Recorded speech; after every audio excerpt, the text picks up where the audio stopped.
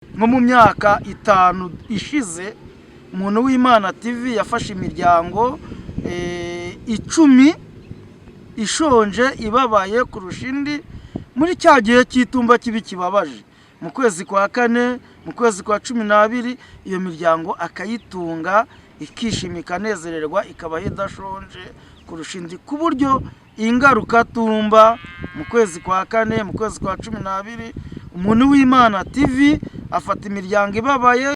Ikaze nanone bakunzi ba umuntu w'Imana TV, tugiye rero uyu munsi kuganira n'ubuyobozi. Umuyobozi w'umudugudu wa Bwera yitwa Habanabakize Nikodemo. Uyu Habanabakize Nikodemo ayobora nyine umudugudu wa Bwera mu kagari ka Rwinyemera, ni mu murenge wa Karangazi mu karere ka Nyagatare.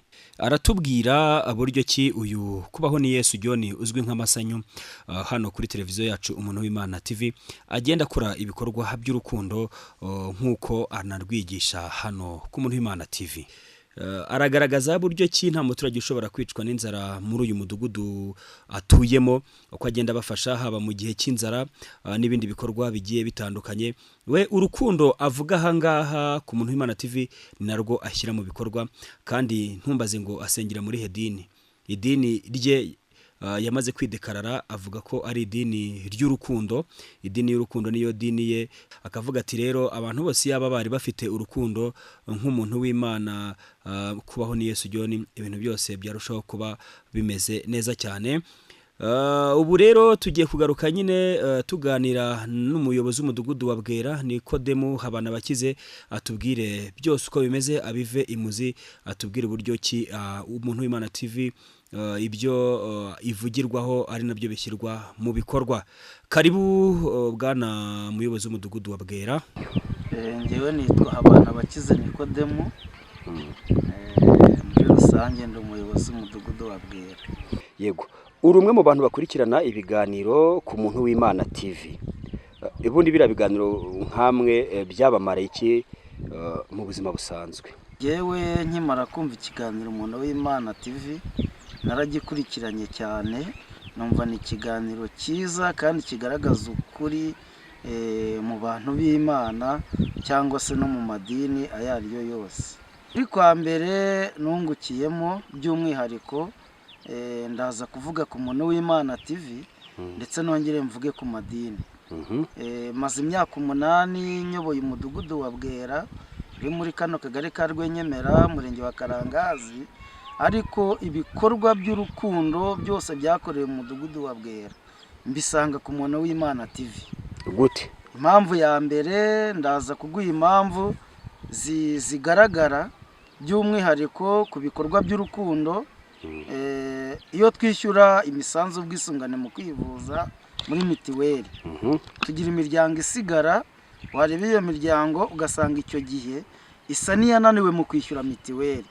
Ariko umuntu w'Imana TV atera intambwe agafata ya miryango. Ndaguha urugero, mitiweli 2024 2023 umuntu w'Imana TV yishyuriye imiryango 5 mitiweli. Iyo miryango ibona mitiweli, irivuza, yivuza neza, irasoza. Ibyo subihuza gute n'iki kiganiro turimo? Urakoze cyane. Aho mbihuriza n'iki kiganiro, maze gukurikirana ikiganiro umuntu w'Imana TV kubihishwe mu madini, nasanze koko mu by'ukuri amadini nta rukundo afite ruhagije. Impamvu ya mbere, iyo urebye umuntu w'Imana TV atera intambwe agafata imiryango 5 akayishura mitiweli, ugasanga mu mudugudu ufitemo abakirisitu ba ADPR, Kiliziya Gatulika, Abaporoso n'abandi, kandi banifashije bafite n'ubushobozi. Ugasanga ufitemo n'abayisilamu n'abandi, ariko ugasanga muri abo bose mu mudugudu mu myaka 8 nta numwe wigeze ugira icyo gitekerezo cyo kugira umuturage ushobora kuba ubabaye kurusha abandi yafasha. Uhita ubona ko umuntu w'Imana TV yaziyigiye. Ni iki rero usaba abantu badukunda kudukurikira mu biganiro bitandukanye? Icyo nsaba abantu bakurikira iki kiganiro umuntu w'Imana TV ni ukugikurikirana, bakumva inyigisho zirimo, bakumva amagambo meza arimo, bagasobanukirwa bakabasha gutandukanya ikibi n'icyiza ndetse no kumva ibihishwe mu madini n'urukundo dukeneye rwakabaye ruba mu madini.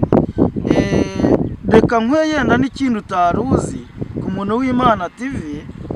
Umuntu w'Imana TV nkimara kumva iki kiganiro cye, yewe byarantunguye cyane kuko nacyumvise ntari nzi ko iki kiganiro kibaho cyangwa iyicano, ariko ikintu cyanejeje cyane ni uko ibyo yavugiye kuri iki kiganiro byose bigaragara mu rukundo agira. Ni ibikorwa. Urugero nko mu myaka 5 ishize, umuntu w'Imana TV yafashe imiryango 10 ishonje ibabaye kurusha indi muri cya gihe cy'itumba kibi kibabaje, mu kwezi kwa 4, mu kwezi kwa 12, iyo miryango akayitunga ikishima ikanezererwa ikaba idashonje kurusha indi, ku buryo ingaruka tumba mu kwezi kwa 4, mu kwezi kwa 12, umuntu w'Imana TV afata imiryango ibabaye yo muri uyu mudugudu imbere y'umuyobozi, agafata umudugudu wa Rwimirama muri kano kagari, agafata Rwenyana muri kano kagari, agafata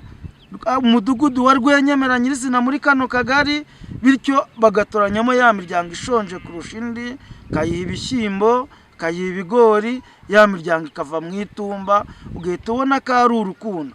Kandi mu madini ari muri no midugudu sindabona itorero cyangwa urusengero rubwira umuyobozi w'umudugudu ngo ndashaka abashonje kurusha abandi ngo mbafashe. Ukibaza ese ko buri ku cyumweru bajya gusenga bagatura amaturo koko, ndetse bagatanga n'10 ndetse n'ishimwe, urumva ko ari byinshi. Ibyo ngibyo bifasha abandi kandi ko babizera ari abatuye muri ya midugudu yacu. Ubundi nk'umuturage utuye uno mudugudu cyangwa se nk'umuyobozi uto n'umudugudu, ikiganiro umuntu w'Imana TV ni ikiganiro cyiza kandi kiziye igihe, gifite inyigisho nziza. Jewe ndaza kubaha ingero yenda ntanze urugero kuri kino gihugu cyacu. Iyo ugiye mu mateka ya kino gihugu cyacu ukareba igihe cya mbere cy'abami, uburyo abanyarwanda bari bafite urukundo rukomeye, uburyo abanyarwanda bageraga igihe cyo gusabana bakishima. Hari umugabo bitaga Gashamuro ka Rukangirashamba, yari umwiru ubwami ndetse ashinzwe no gutegura umunsi mukuru w'umuganura. Mu gihe abanyarwanda basabanye bari muri wa munsi mukuru w'umuganura, bakigiraho n'ubumwe bw'abanyarwanda n'urukundo n'indangagaciro na kirazira z'igihugu cyacu. Ariko niba muza amateka neza, mwabonye uburyo abazungu baje bakabona nta kuntu abanyarwanda bashobora kumarana cyangwa kuryana, bagafata Gashamuro ka Rukangirashamba bakamucira i Burundi kugira ngo abanyarwanda batunge ubumwe, ngo bahurire hamwe basabane, bityo bakagira ku ntego bifuzaga yo guteranya abanyarwanda.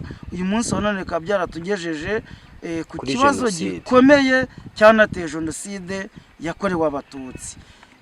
Ibyo byonyine bihita bikwereka ko mu by'ukuri umuntu w'Imana TV dukwiye kumukurikirana tukareba se koko umuntu w'Imana TV ibikorwa akora nabyo ubwabyo biramuranga. Ese ibyo avuga ku madini nibyo?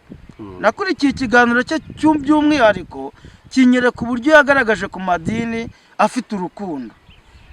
Ibyo twese nitumara gukurikirana bino biganiro tugasobanukirwa neza, tuzanabireba naho tugenda. Reka rero tubasezereho tubabwire ko ibiganiro hano ku muntu w'Imana TV bizajya bibageraho rwose uko byakabaye, byaba ibya politike, ijambo ry'Imana, imyidagaduro, byose muzajya mubikurikira ahangaha. Ngewe ndi Ntirenganya Charles, mukomeze kugubwa neza, ariko tunabasaba gukora subscribe, mugakora share kuri ibi biganiro byacu, mugakanda like kugira ngo abantu barusheho kugenda babibona kandi birusheho kugenda bibagirira akamaro.